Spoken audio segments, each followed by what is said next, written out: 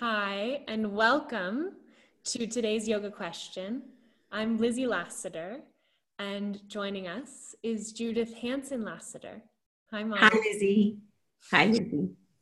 So today we are asking you, the challenge of the day is to combine a Yoga Sutra of Patanjali with an embodied experience.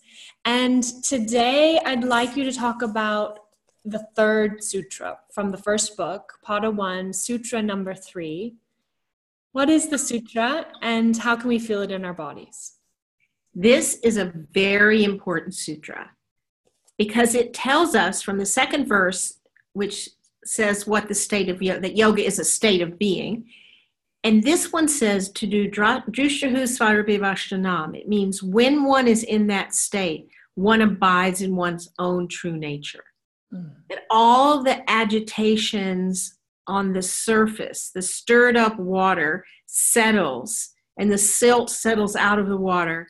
And what was really already there, who we deeply are on the most personal and spiritual aspect of our being, the self, shines out.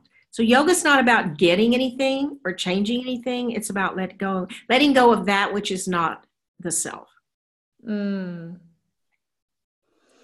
Tada Drushtahu Svarupa. Then the seer abides in its own true nature. It's always abided in its own true nature, but now you're aware of it. So I thought the best pose for this is Shavasana. And I'm willing to sacrifice as the model to do Shavasana for us all. Before you go over there, when I teach Shavasana, I want everyone to really hear this. I use props under the head, the wrist, the knees, the ankles. I cover the eyes and I cover the body. So it's delicious.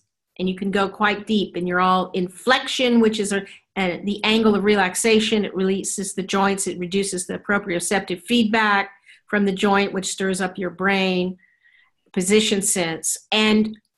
But just for sake of brevity and clarity in this venue, she's not going to use any props. But don't get it in your little heads that we don't use props in Shavasana. And if you want to learn this Shavasana from Mama, who's the restorative queen, I suggest, this is what we're talking about today. This is the link, lizzielasseter.com/sutra. In this yoga journal course, we do a whole chapter on Shavasana and we teach you Mom's propping. So I'm going to jump on my mat. Those of you who are watching, I suggest you get on your mat and feel what Mom's going to show us in your own bodies. Okay.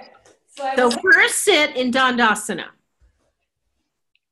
and put your legs equidistant. And then let them roll out. The weight of the quadricep muscles lets them roll out. You might want to pull your calf muscles at the top to the inside. No, to the inside. So you feel your legs connected to the floor, yes? Yeah. All right. Then go back onto your elbows. And make sure you're lying on the middle of your sacrum. Hello, sacrum. Now, yeah, that's good. Now, round your lower back and imagine you're pulling your last ribs away from your pelvis and then lie down. Oh, that's nice. And tuck your chin lower than your forehead.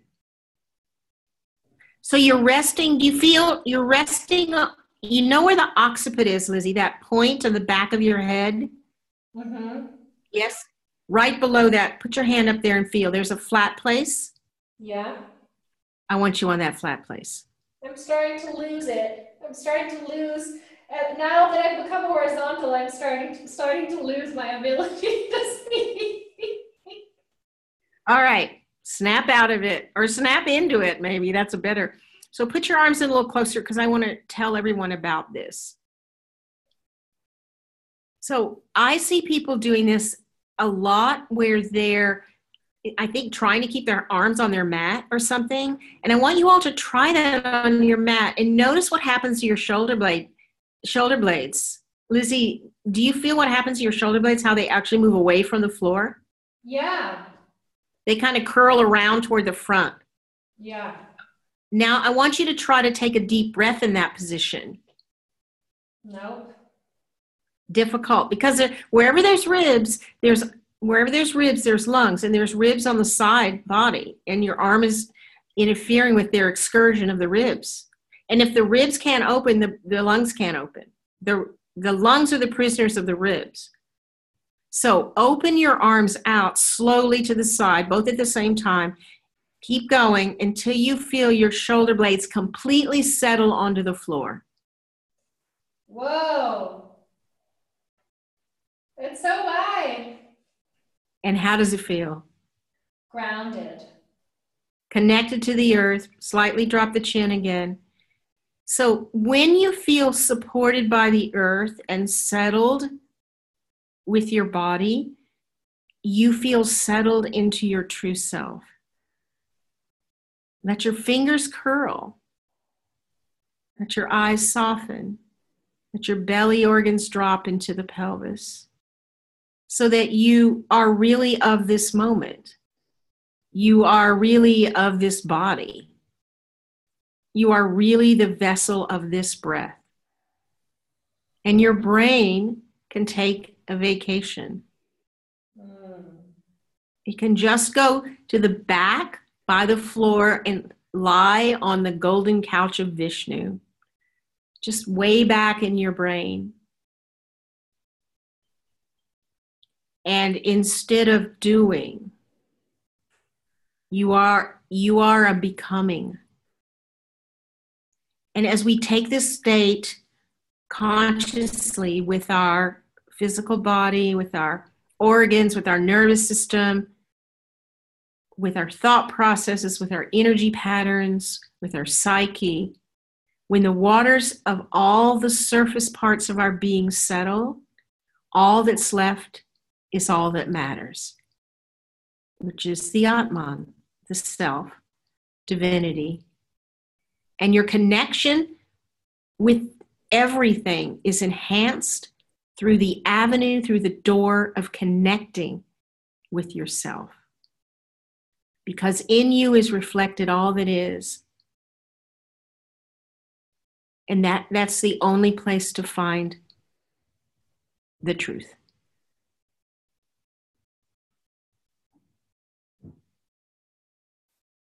Tadadrushtahu svarupe vashtanam.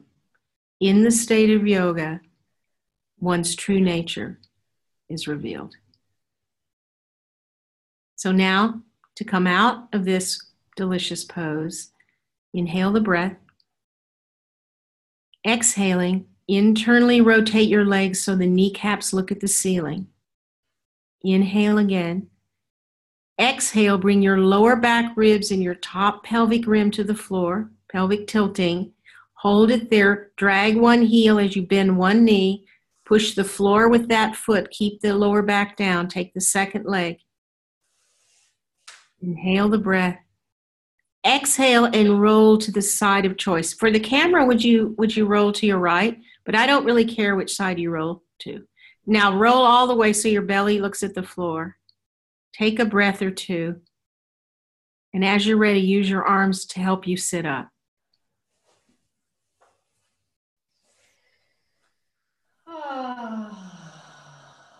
Was it an asana? Oh, it was so delicious.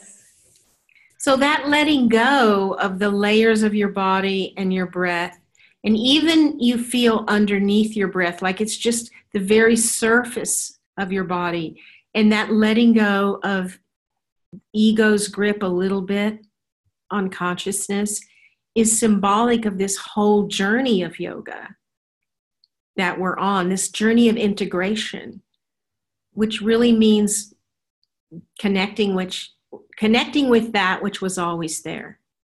Mama, you're so good. Thank you for sharing this embodied learning with us, this experiential philosophy lesson. I've really enjoyed it. Well, to me, that's what a yoga class is. It's not just the body. It's not just the spirit. It's not just the psychology. It's all of it. That's what integration means. There's a complete harmony and lack of conflict on the levels of my koshas, on the levels of my being. There is and that is in fact, I think is a sign that you're progressing in yoga. It's not lotus handstand in the center of the room necessarily. There's less inner conflict. Mm. We live with less conflict, deeply rooted in ourselves. All right. If you want more of this good stuff, this is the website, LizzieLasater.com/sutra. That's where you're going to go to find out more about this digital course from Yoga Journal. And if you hurry, you might be one of the first 100 students. If you use the code Lasater100, you're going to get a big discount, $100 off. So if you want to stay connected with us, please go to experientialanatomy.yoga and get on our newsletter there. Mama, thank you so much. Thank you. I love having conversations about practice. Because practice is, I think that all we do is worship. And the question is, what are we worshiping?